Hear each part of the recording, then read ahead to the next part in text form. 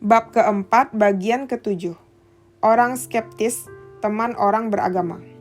Sementara orang-orang skeptis zaman kuno menganjurkan kemiskinan pengetahuan yang disengaja sebagai langkah awal pencarian yang tulus menuju kebenaran.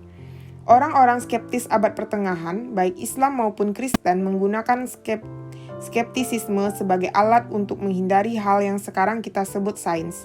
Keyakinan kepada makna penting masalah Black Swan, kekhawatiran seputar induksi, dan skeptisisme dapat menjadikan perdebatan dalam agama lebih menarik. Walaupun dalam bentuk teistik yang telah ditelanjangi dan antiklerus. Gagasan ini yang mengandalkan kepercayaan bukan logika, dikenal sebagai fideisme. Maka sekarang kita mengenal tradisi skeptis Black Swan yang menemukan penghiburan dalam agama, yang dipresentasikan paling baik oleh Pierre Bayle, seorang cendekiawan Protestan yang sehari-hari berbicara dalam bahasa Prancis, filsuf dan teolog yang dalam pelariannya di Nigeria, Belanda, membangun sebuah arsitektur filosofis yang ekstensif terkait dengan orang-orang skeptis pengikut Piro. Tulisan-tulisan Bayle tampak menunjukkan pengaruh yang kuat pada Hume, dengan memperkenalkan skeptisisme kuno kepadanya, sampai seolah-olah Hume mengambil seluruh gagasan yang berasal dari kepala Bayle. Dictionnaire Historique et Critique karya Bayle dibaca oleh sebagian besar orang terpelajar abad ke-18. Tetapi seperti banyak pahlawan Prancis, saya misalnya Frédéric Bastiat, Bayle tampaknya bukan bagian dari kurikulum Prancis dan hampir tidak mungkin namanya ditemukan dalam khazanah bahasa Prancis asli. Begitu pula karya pengagum Al-Ghazali abad ke-14, Nicolas dari Autorecord.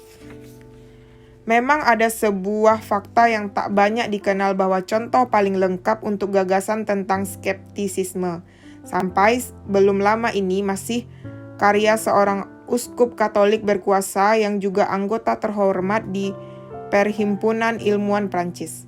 Pierre Daniel Huet menulis karyanya Philosophical Treatise on the Weaknesses of the Human Mind pada tahun 1690. Sebuah buku luar biasa yang mengoyak-ngoyak dogma serta pertanyaan-pertanyaan seputar persepsi manusia. Huet memberikan bantahannya yang tegas atas hukum sebab akibat. Ia menyatakan misalnya bahwa setiap kejadian dimungkinkan memiliki penyebab dengan keberagaman yang tak terbatas. Baik Huet maupun Bayle adalah orang yang sangat ingin tahu dan menghabiskan hidupnya untuk membaca. Huet yang hidup sampai usia 90-an tahun mempunyai seorang pelayan yang mengikutinya sambil membawa sebuah buku untuk dibacakan keras-keras kepadanya saat ia makan atau beristirahat, sehingga tidak buang-buang waktu. Ia terbilang orang yang paling banyak membaca pada zamannya. Biarkan saya menekankan bahwa kecendekiawan penting bagi saya. Sifat ini mencerminkan keingintahuan intelektual yang murni. Sifat ini menyertai pikiran yang terbuka dan hasrat untuk menguji gagasan-gagasan orang lain. Di atas semua itu, seorang cendekiawan bisa tidak puas terhadap pengetahuannya sendiri, dan ketidakpuasan seperti itu merupakan perlindungan paling ampuh terhadap platonisitas, penyederhanaan seperti yang biasa dilakukan oleh manajer atau orang yang anti budaya, Philisitism. Sesungguhnya cendekiawan tanpa hasrat belajar bisa mengantarkan kita ke bencana.